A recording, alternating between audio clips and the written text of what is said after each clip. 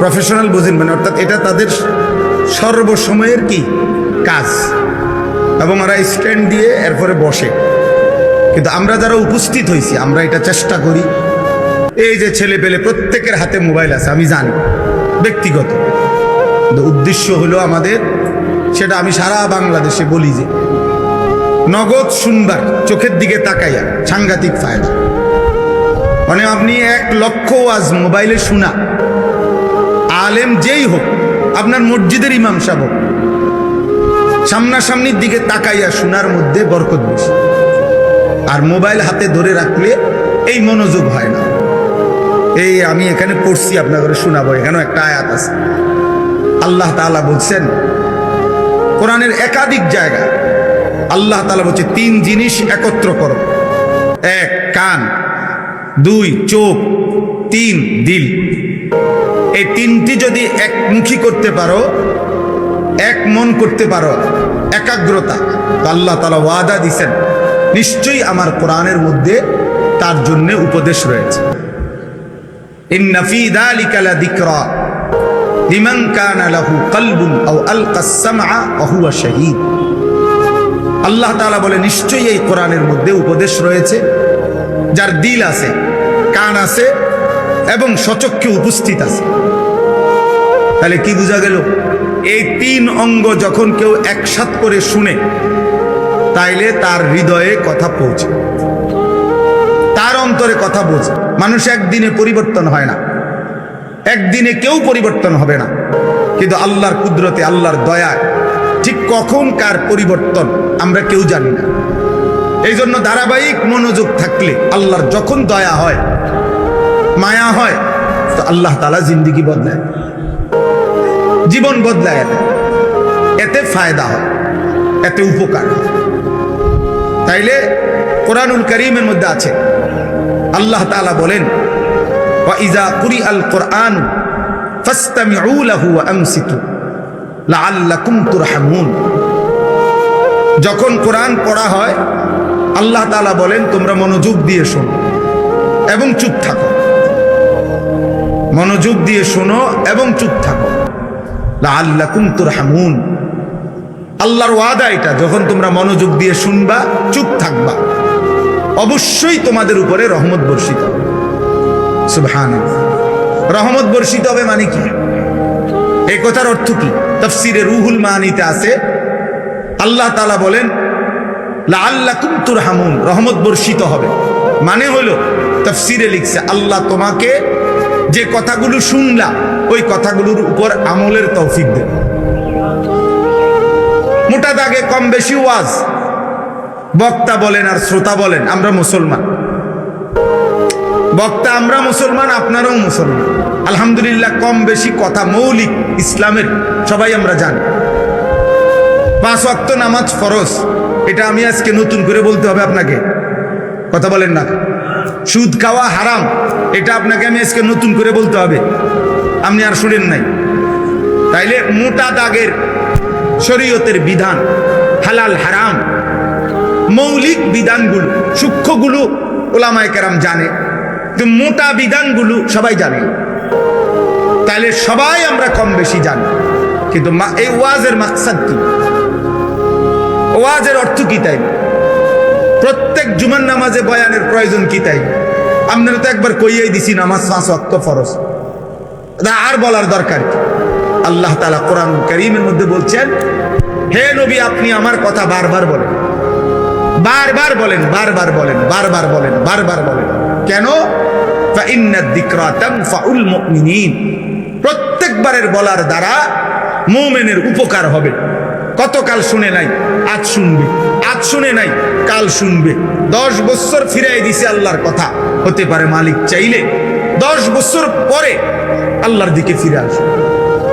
হাদিসে আপনি রাসূলুল্লাহ সাল্লাল্লাহু আলাইহি সাল্লামের জামানায় নবীজি মক্কায়, এমনও ব্যক্তি ছিল মক্কাতেই কালেমার দাওয়াত দিয়েছেন। কেউ প্রথম দিনে কালেমা পড়ছে, কেউ 21 বছর পরে কালেমা পড়ছে। আবু সুফিয়ান রাদিয়াল্লাহু তাআলা আনহু, নবীজির চাচা আবু সুফিয়ান, তিনি মক্কার 13 বছর নবীজির সামনেই ছিলেন এবং নবী সাল্লাল্লাহু আলাইহি সাল্লাম উনাকে প্রতিদিনই নিয়মিত কালেমার দাওয়াত দিয়েছেন, কিন্তু উনি 13টি বছরে মক্কায় কালেমা গ্রহণ করেন। মদিনায় নবী সাল্লাল্লাহু আলাইহি সাল্লাম হিজরত করে গেছেন। বদরের যুদ্ধে উনি নবীজির বিরুদ্ধে ছিলেন, উহুদের যুদ্ধে উনি নবীজির বিরুদ্ধে ছিলেন, খন্দকের যুদ্ধে উনি নবীজির বিরুদ্ধে ছিলেন। 8ম হিজরিতে মদিনায় হিজরত করে নবী সাল্লাল্লাহু আলাইহি সাল্লাম যাওয়ার 8 বছরের মাথায় এই আগের 13 আর এখন হলো কত 8, কত হইল এই 21 বছর পরে মক্কা বিজয়ের রাতে এই আবু সুফিয়ান রাদিয়াল্লাহু তাআলা আনহু তিনি কালেমা পড়ে মুসলমান হয়েছে। কিন্তু নবীজি দাওয়াত দিছে কত বছর আগ থেকে? 21 বছর আগ থেকে বলতে থাকছে, কিন্তু কালেমা পড়ছে কত বছর পরে? 21। হাদিসে স্পষ্ট আছে ওমরের জামানায়, হযরত উসমানের জামানায়, মানে নবী সাল্লাল্লাহু আলাইহি সাল্লামের ইন্তেকালের পরে 2.5 বছর খলিফা ছিলেন মুসলমানদের আবু বকর সিদ্দিক রাদিয়াল্লাহু তাআলা আনহু। 10.5 বছর মুসলমানদের খলিফা ছিলেন হযরত ওমর রাদিয়াল্লাহু তাআলা আনহু। এই 10.5 বছরে ওমর রাদিয়াল্লাহু তাআলা আনহুর জামানায়ও এমন অনেক লোক কালেমা পড়ছে যাদেরকে দাওয়াত দেওয়া শুরু করছিলেন নবীজি। বুঝেন নাই কথাটা? দাওয়াতটা দিছিল কে? কিন্তু ঈমান আনছে কখন?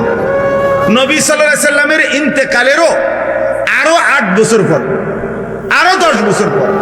তাহলে নবীজির 23 বছরের হায়াত, পরে আরো 8 বছর, তাহলে 31 বছর, পরে আরো 10 বছর, তাহলে 33 বছর পরে কালেমা পড়ছে। বৃদ্ধ লোক বলছে ওমর, আমি মুহাম্মদের কাছ থেকেই দাওয়াত পাইছিলাম, কিন্তু আমি শুনতেছিলাম, দেখতেছি মুহাম্মদের সমস্ত ভবিষ্যৎবাণীগুলো দুনিয়ার মুসলমানদের বিজয়ের, ও ভাই মোবাইল এটা নামান, তো সবগুলো বিজয়ের সবগুলো ঘটনা একটা একটা করে বাস্তবে ফলছে। এই বৃদ্ধ লোক আইসা ওমরকে বলছে, ওমর, মুহাম্মদ সাল্লাল্লাহু আলাইহি সাল্লাম মুহাম্মদের সব কথা আমি আমার হায়াতে দেখলাম একটা একটা করে ফলে গেল, হয়ে গেল। তাহলে আমার এখন বিশ্বাস হয়েছে ওই আখিরাত পরকাল সম্পর্কে যে কথাগুলো বলে এগুলো হইব,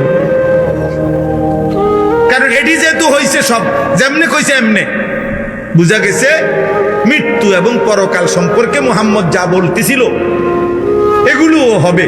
অতএব আমি কালেমা পড়ে মুসলমান হইতে চাই। তাহলে দাওয়াত দিছিল কে? নবী সাল্লাল্লাহু আলাইহি সাল্লাম। কালেমা পড়ছেন কখন? ওমরের জামানায়। এই জন্য কোনো ওয়াইজ আমরা হতাশ হই না। আমারও যদি আপনি এখন বলেন আমি আজকে 22 বছর আলহামদুলিল্লাহ আল্লাহর দয়ায়, এই অল্প বেশি ওয়াজের বয়স 22 বছর, এখন আমারে আপনি যদি বলেন আমি 22 বছরে কয়জন হেদায়েত হয়েছে, তো এটা নিয়ে আমার দায়িত্ব। এই কয়জন হয়েছে নাম দৃষ্টি করা আমার দায়িত্ব। কয়জন বদলাইছে না প্রত্যাখ্যান করছে এটা আমার জিম্মাদারি না? এটা আমার জিম্মাদারি। আমার জিম্মাদারি বলা, বারবার বলা, বলতে থাকা। এটাই আল্লাহর আদেশ, এটাই নবীগণের প্রতি আল্লাহ তাআলার আদেশ, এটাই আমাদের নবী সাল্লাল্লাহু আলাইহি সাল্লামের প্রতি আল্লাহর আদেশ, এটাই উম্মতে মুহাম্মদীর উপরে আল্লাহর আদেশ।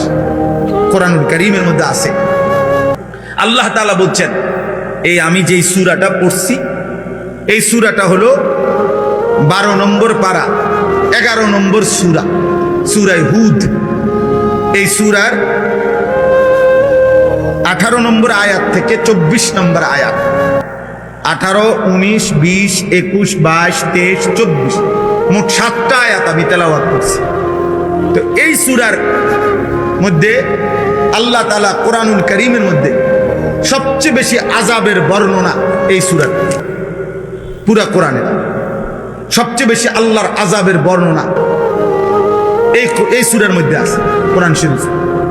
এজন্য নবী সাল্লাল্লাহু আলাইহি ওয়াসাল্লাম তাফসীরের মধ্যে আছে এই সূরা নাজিল হওয়ার কিছুদিন পরেই সর্বপ্রথম নবীজির পবিত্র দাড়ি মুবারকের কয়েকটা চুল সাদা হয়ে গেছে, বৃদ্ধের লক্ষণ।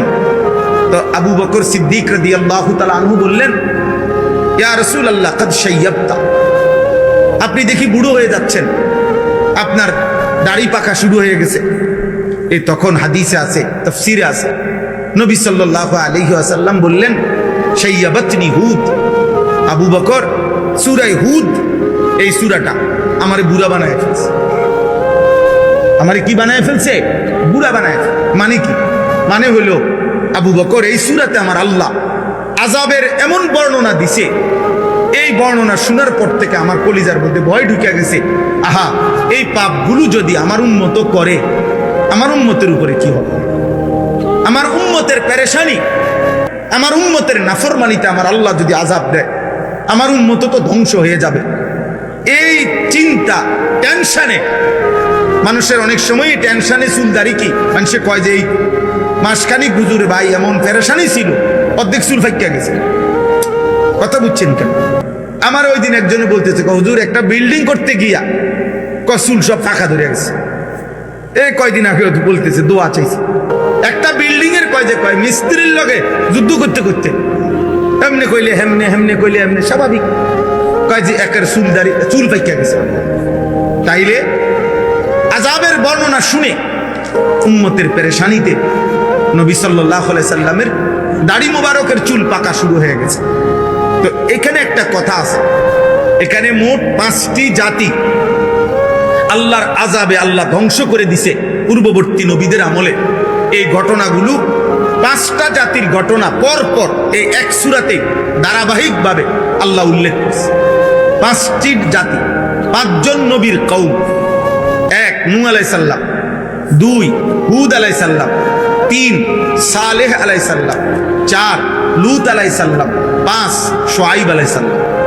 এই 5 জন নবীর কওমের সম্প্রদায়ের জাতির নাফরমানি এত বেশি সীমা লঙ্ঘন করছে তারা, আল্লাহ তাআলা এই 5 জন নবীর জাতিকে একেবারে পুরা কওম আল্লাহ তাআলা ধ্বংস করে আযাব দিয়ে শেষ করে দিয়েছে। নাউযুবিল্লাহ। তো এই বর্ণনাগুলো এখানে ধারাবাহিক আছে। এই 25 নম্বর আয়াত থেকে 115 নম্বর আয়াত পর্যন্ত মোট 91টা আয়াতে আল্লাহ তাআলা ধারাবাহিকভাবে আযাবের বর্ণনা দিয়েছে। শাস্তির বর্ণনাগুলো উল্লেখ করছে 5টা জাতির কওমের।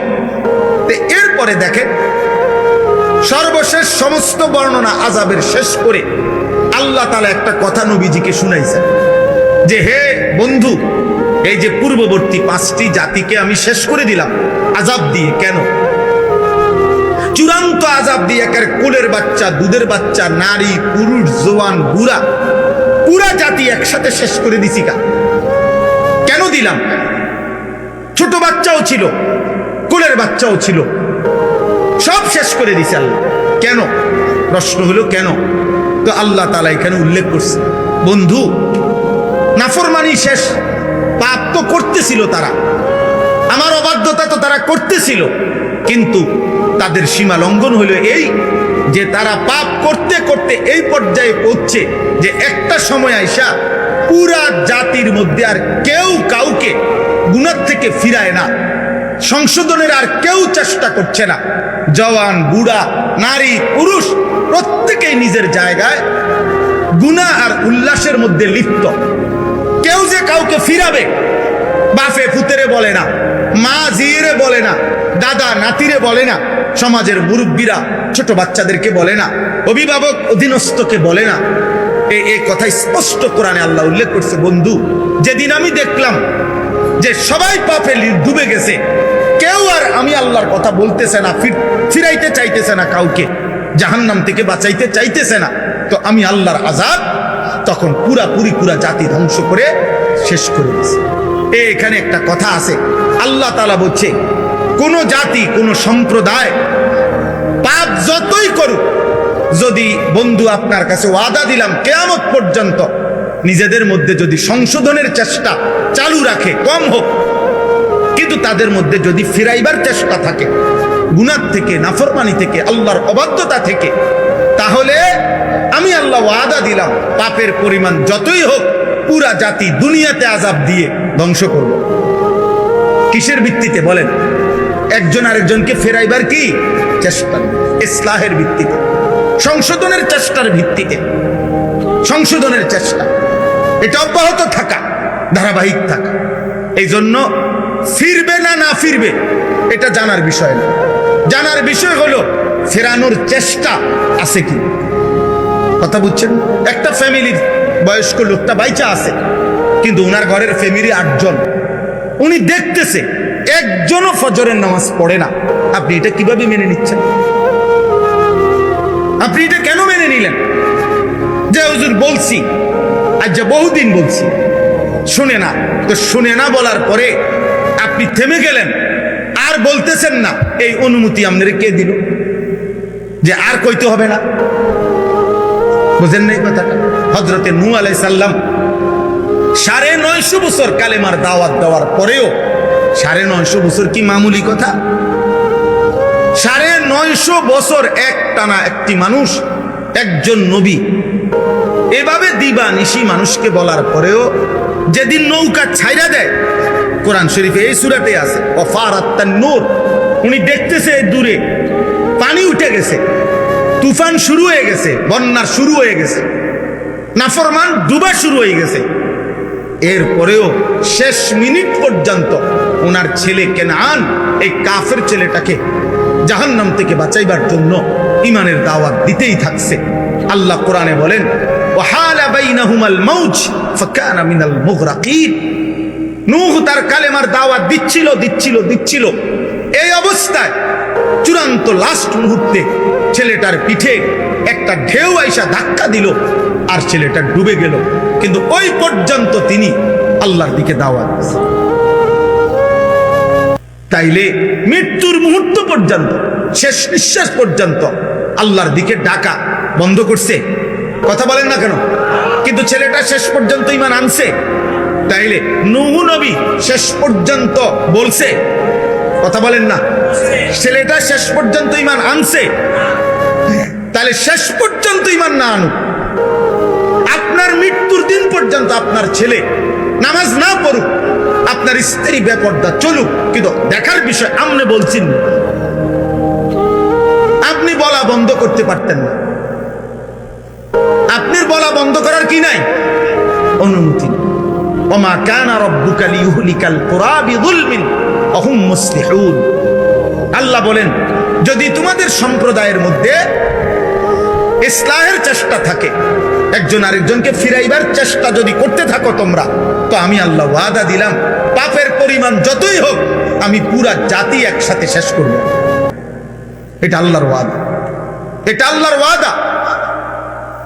950 বছর পড়ার পরেও উনি থামে নাই। আচ্ছা আপনারা বলেন, আমাদের প্রিয় নবী সাল্লাল্লাহু আলাইহি সাল্লামের চাচা আবু তালেব 38 বছর নবীজির পাশে ছিল, নবীজির সেবা করছে, নবী সাল্লাল্লাহু আলাইহি সাল্লামকে আগলাইয়া রাখছে আবু তালেব মোট 38 বছর। কত বছর?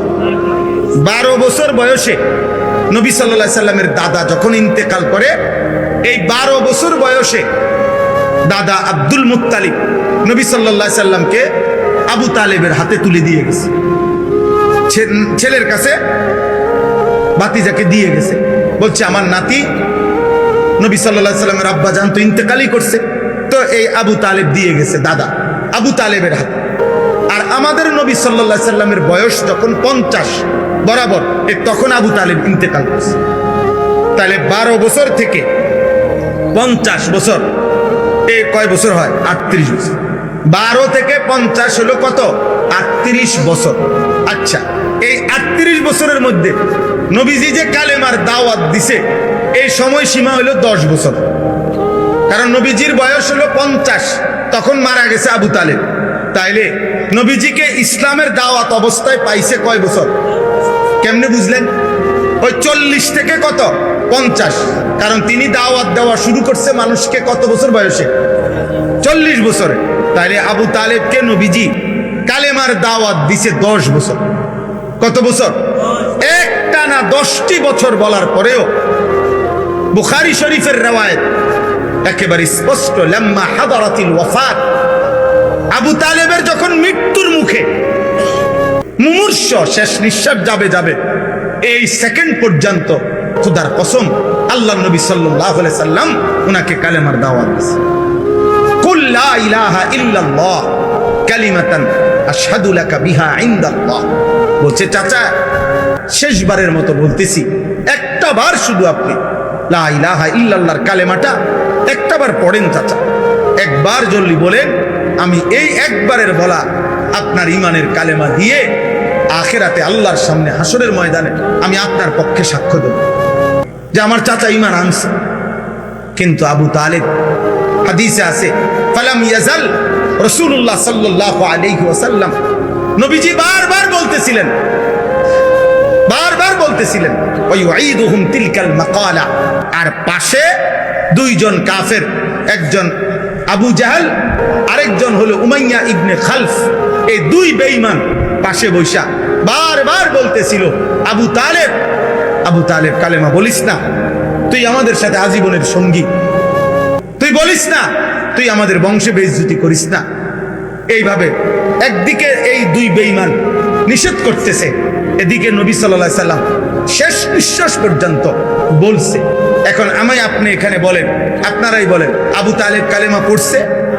নবী সাল্লাল্লাহু আলাইহি সাল্লাম শেষ মুহূর্ত পর্যন্ত বলছে? আবু তালেব শেষ মুহূর্ত পর্যন্ত গ্রহণ করছে? এই কথা। তাহলে আপনার থামার অনুমতি কেমন? বলেন, বুঝেন নাই আমার কথাটা? আপনি হুজুর আমার বউরে আমি পর্দা করতে মনে 2 বছর কইছি, মনে 5 বছর কইছি। আচ্ছা বুঝলাম 5 বছর বলছেন, কিন্তু এরপরে থেমে গেলেন আর কইতেছেন না, এটার অনুমতি দিল কি? আমার ফোলাডারে হুজুর আমি মনে 50,000 বার বলছি নামাজ পড়তে, হুজুর পড়ে না। আচ্ছা ধরে নিলাম 50,000 বারই বলছেন, কিন্তু 50,000 বারের পরে আর বলতে হবে না, এই ফয়সালা নিলেন কেন? বুঝেন নাই কথাটা? এই সিদ্ধান্ত নিলেন কিভাবে? আমি কই কোরআন সুন্নাহর মধ্যে তো আপনার জন্য এমন কোনো অনুমতি নাই যে তুমি 10 বার বলিয়া 10 বছর বলার পরে আর বলতে হবে না, 11 বছর বলার পরে আর বলতে হবে না, 1 লক্ষ বার বলিয়া সারলে এরপরে আর বলবা না, এমন অনুমতি আছে? তো নবী সাল্লাল্লাহু আলাইহি ওয়াসাল্লাম হযরতে জিবরাইল সামনে দাঁড়িয়ে, মালাকুল মউত আজরাইল সামনে দাঁড়িয়ে, এই দুইজন ফেরেশতা শেষ মুহূর্তে আল্লাহর নবী সাল্লাল্লাহু আলাইহি সাল্লাম যখন রূহ মুবারক জান কবজ করবে, এই সময় আম্মা জান আয়েশা নবীর স্ত্রীর বুকে মাথা রাখা অবস্থায় নবীজি ছিলেন। এই সময় নবী সাল্লাল্লাহু আলাইহি সাল্লামের রূহ মুবারক কবজ করছে।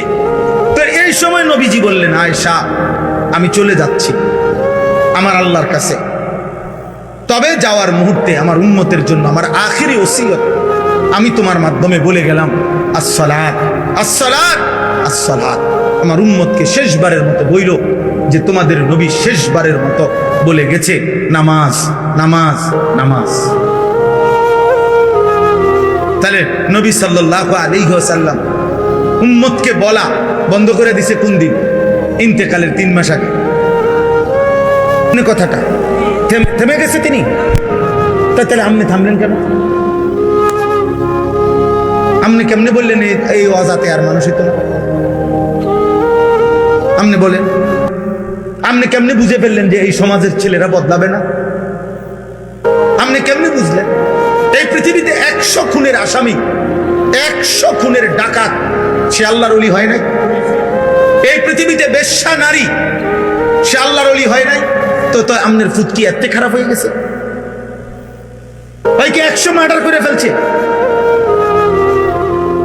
বলেন, 24 ঘন্টা মদের আড্ডায় থাকতো, মদের আড্ডায় এমন আল্লাহর বান্দা, আল্লাহর প্রিয় বান্দা এমনও ছিল, কিতাবে আছে, শুধুমাত্র জীবনে একদিন চলার পথে এই মদ খাওয়া মাতাল অবস্থায় একটি পাতার মধ্যে, কাগজের মধ্যে বিসমিল্লাহির রহমানির রহিম লেখা একটা কাগজের টুকরা পড়েছিল।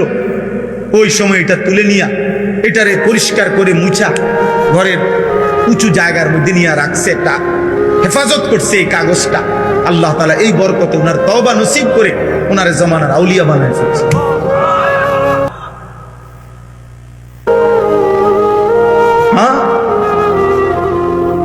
হযরত মুহাম্মদ ইবনে মাসলামা আল কানাবি আমরা কিতাবে পড়ছি, হাদিসের জগতে শ্রেষ্ঠ একজন মুহাদ্দিস, হাদিসের জগতে বাজারের মধ্যে মাস্তানি করতেন। একবার জীবনে একজন আলেম ওই বিদ্রুপ করে উনি অরেজি গাইছে, ওই মাস্তান মিয়া, যে এই হুজুর কিতা জানেন সেই কোন সে একটা নবীর হাদিস কোন সে কিতা জানেন? মানুষের দুষ্টামি করছে, আরে সাই লম্বা লম্বা কথা কয় হুজুর, জানেন কি তা কোন? ওই হুজুর তখন ইমাম শুবা ইবনুল হাজ্জাজ ওনার নাম, ওই আলেমের নাম, ওই মুহাদ্দিস, ওই আলেম 1 সেকেন্ডের জন্য আল্লাহর কাছে অন্তরে অন্তরে দোয়া করছে, আল্লাহ দুষ্টামি করে হোক, ফাতরামি করে হোক, তোমার বান্দা তোমার বন্ধুর হাদিস শুনতে চাইছে, আমি বলি আপনি বরকত দিয়ে না। এই কথা বলিয়া বলছে, বাবা শোনো, নবীজির একটা হাদিস, ইজা লাম তাস্তাহি ফাসনা মা শিতা। নবী বলছে, যখন তোমার লজ্জা নাই, শরম নাই, হায়া নাই, যাও না ফরমান, যা মন চায় তাই করো। কারণ যার লজ্জা নাই তার কিছুই নেই, যার হায়া নাই তার কিছুই নাই। এই কথা বলে উনি চলে গেছে। ওই হুজুর, এই যুবক আমরা কিতাবে পড়ছি, ওনার সাঙ্গপাঙ্গ নিয়া এই সময় এখানেই বসে গেছে। বসে যাওয়ার পরে ওনার সাথের ছেলেরা বলতেছে, উস্তাদ উঠতেন না? হয়তো মাস্তান উঠতেন না, চলেন আড্ডা আগের জায়গায়, জুয়ার আড্ডা, মদের আড্ডা। তখন এই মুহাম্মদ ইবনে মাসলামা আল কানাবি, এই যুবক, এই সর্দার, সে বসে বলতেছে, শোন বেটা, কি বলছি বুঝছো হুজুরে? বলছে, হ্যাঁ শুনছি তো, কি বলছি? কয় তো নবীজি কি বলছে বুঝো নাই? কয় না বুঝি নাই। আরে নবী তো খোদার কসম, আল্লাহর নবীর এই হাদিস, নবী তো এটা আমারে বলছে রে, আমার লজ্জা শরম নাই, এই জন্য তো আমি যাকে ইচ্ছা তাকে জুলুম করি, যার তার ইচ্ছা সম্পদ লুণ্ঠন করি, আমি যা মন চায় তাই করি। এই কথা তো আমার নবী আমারই বলছে। শর্তরা এই সব সরাই দিয়ে বলছে, যা জীবনের তরে ছেড়ে দিলাম। এই হুজুরের কাছে গিয়ে হাদিসের দর্শে বসছে। পরবর্তীতে এই ডাকাত ছেলে ওই জামানার শ্রেষ্ঠ মুহাদ্দিস হয়েছে।